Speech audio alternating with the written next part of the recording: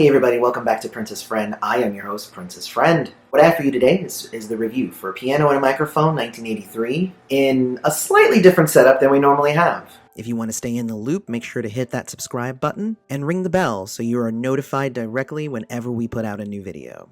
Now, despite the fact that the year of the album's recording is actually in the title, I have not been able to find the date that this was recorded anywhere. And I've gotten a lot of people asking me, it's been out for like a week, and they're like, hey, why don't we have a review from you yet? What are your thoughts? What do you think? And I'm like, well, there's a lot of stuff going on right now, and obviously I was focusing on the Gold Experience reviews last week, but I definitely did want to get out something soon, but I was hoping to have the album in hand before I did that. So my very first gripe is going to have nothing to do with the actual album itself. It's going to have everything to do with the Prince official store. And usually what ends up happening is when you pre-order from a site, they will ship it a day or two before the album actually comes out so that you receive it the day that everyone else is able to get it. Instead, when it was released, I got an email that said, hey, we're going to ship it out soon. And as of the recording of this video, I believe I'm still going to get it tomorrow, even though it's been almost a week since the album's been actually released. Everyone else already has it, and every other Prince channel has already done a review, except me. I was focused on the Gold Experience stuff. So what is this album? Well, basically, it's Prince working out some songs for us. He wants to perfect them, and he's playing around with some new ideas and whatnot. Or as it says on the slipcase for Intimate Moments with Prince, which is what this album originally was called when it was circulated in the early 80s as well as the early 90s. This is not a new album. This is not something they dusted off in the archives. This is something that has already had a full kind of release, even if it was bootleg, but it's pretty much everywhere. But the description of Intimate Moments with Prince actually says, Intimate Moments with Prince is a studio recording of Prince alone with his piano. He interprets his songs, working on nuances to challenge himself and elicit new respect from the surreptitious listener. On top of that, this is actually only half an album. It clocks in at about 35 minutes. And that's because they removed about 5 or 6 different tracks. The tracks that got cut are an up-tempo piano jam, 4 minutes and 41 seconds, a medley of 3 songs called Wonderful, Showering Beauty, and bluesy piano ballad for a total of 7 minutes and 22 seconds.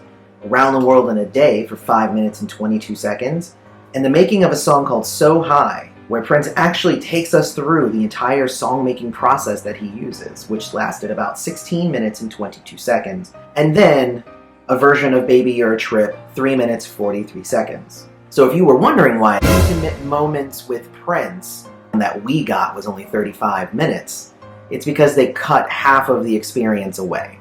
Like a ton of stuff.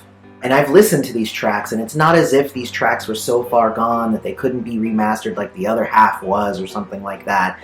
It's the same quality, and they would be able to be remastered, and they just chose not to. And I'm not really understanding exactly why. I do want to point out, however, that these tracks are remastered well. I have some of the original cuts of these, and they don't sound nearly as good as these versions. However, there's still a persistent hum in the back of the track, and I feel like even with my iMovies that I use to make these videos, I would be able to reduce it by at least a little bit more than what it is now. But that's just me. I don't know their technical capabilities. But I know what you're wondering. What do I actually think about Intimate Moments with Prince? Well, we're about to get into the tracks now, and be sure to stick around to the end of the video where I'll tell you how you can win a copy of this album. Rain come down, rain come down, let the rain come down, down. Let the rain come down, rain come down, let the rain come down. So the album starts off with a rendition of 17 Days. I think it's about as good as other versions that I've seen and heard, kind of until the end. It almost feels like he was workshopping this song and still trying to figure it out and hadn't gotten his bearings yet. So at the end, he's kind of just like, I don't know, it's just weird. It's not even good scatting, it's just him making noises, but it's good. Never meant to cause you any sorrow. never meant to cause you pain. Don't wanna one time see you laughing, yeah. Tracks 2 and 3 are a slight medley of Purple Rain and A Case of You. And I'm actually a fan of this more tender version of Purple Rain. There's some fun key work on this track, and I think it makes it a different experience from the original, the big giant epic Purple Rain that we all know. And that launches quickly into his version of A Case of You. And that song is by Joni Mitchell, who is widely known as one of Prince's favorite singer-songwriters. He sings this with his full voice, and I really think this is a very strong showing of his love for this song and just his singing chops in general. I think I might even like this version a little bit more than the one on One Night Alone. Maybe don't you weep. Oh, maybe don't you moan, moan, yeah, yeah. Then we get into Mary Don't You Weep, probably the fullest track on Intimate Moments with Prince, which is why it made it the obvious choice for a single. It's a song about pleading with a woman to not cry for her man or her son, because assuredly they're going to come back home. But of course the song is a melancholy and full of sadness, and you just know that they're not. It's a beautiful version of the song, and one that I actually dig quite a bit. I would have loved to have heard this on an actual album with a little bit more production behind it. A friend of mine, Peace Love, did a whole video about the history of it, so go check that out on her channel. Bet your wishes was a movie, then you could rewrite my every line. Oh baby, I'll take the blame, girl, but I want you to know I didn't like it, baby. And if you've been around for a while, you know that Strange Relationship isn't necessarily my favorite Prince track. This one is kind of an interesting jazzy interpretation, but it doesn't really do anything to change my opinion of this song. It was kind of a mess at the beginning here. If you want more about that, go watch my Sign of the Times review. I do like the piano solo that takes over about the second half of the track though, so good job on that, Prince.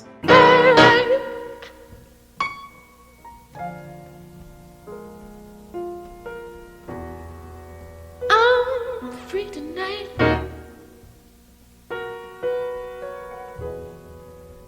The interesting thing about this version of International Lover is usually when Prince starts a song, there's something about the beginning of each song that your ear tells you, oh, this is the song that's coming up. And I know International Lover. This was not that. It didn't sound like International Lover. Not even after he started the da-da, like the whole thing didn't sound like the song. Because the way that he sings it, I think maybe it's carrying over some of the sadness from Mary Don't You Weep and Strange Relationship, but it loses its sexiness and the inflection that it has on 1999, and it replaces it with making it kind of sad. I don't think it's a bad version, but just, I don't know, I think it changes the meaning of the song too much.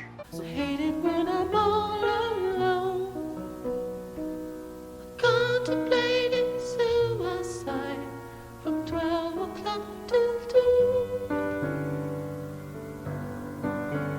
So this song I have the full version of. It was a track that was actually fully produced and mixed and was going to be on Purple Rain before they yanked it off at the last minute. And I actually hadn't given it a ton of listens. It's a song about depression and sadness and thoughts of suicide after a breakup. And, you know, it's a good track. It's short.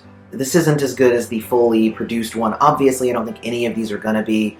This is also the very first track where I started to audibly hear the hissing in the back of Intimate Moments with Prince. That was very, very distracting and was starting to make me want to turn it off. And we're about halfway through.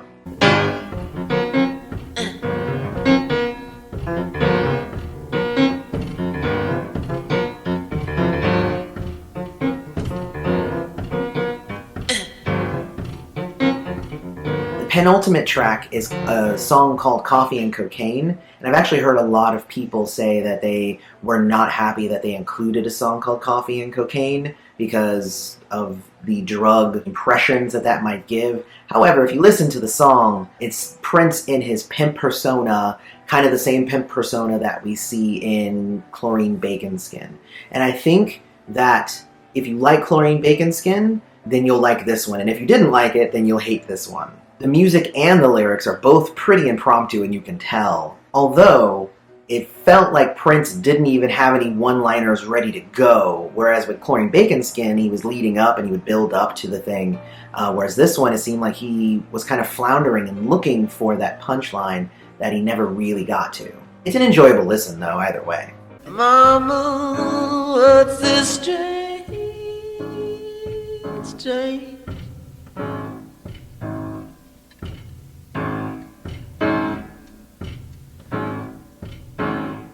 And then we get to the last track, which is Why the Butterflies, which was actually called Mama. It's not a bad song. You can tell that Prince is really trying to figure it all out here, and that he doesn't have it yet.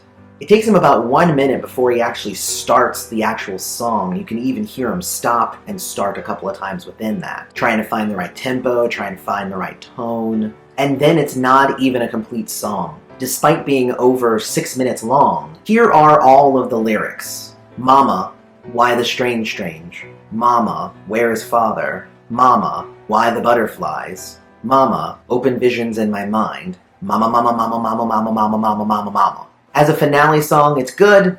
I don't think any of the songs here were going to be necessarily a great ender for the intimate moments with Prince, especially since this is not the actual ending. Because we are also missing an Alphabet Street acoustic version that should have also been on here.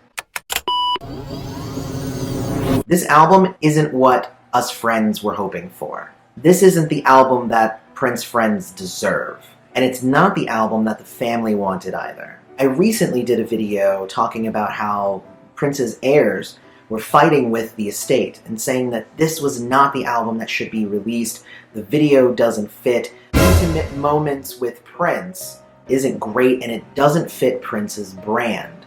And I have to agree with that 1000%.